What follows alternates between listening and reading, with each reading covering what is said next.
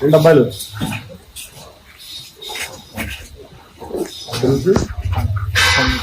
వచ్చారా ఇంకా మీరు ఛాన్స్ చేస్తాను.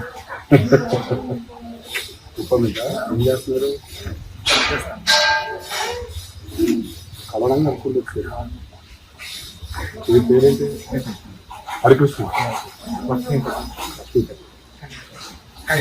కదిరప్ప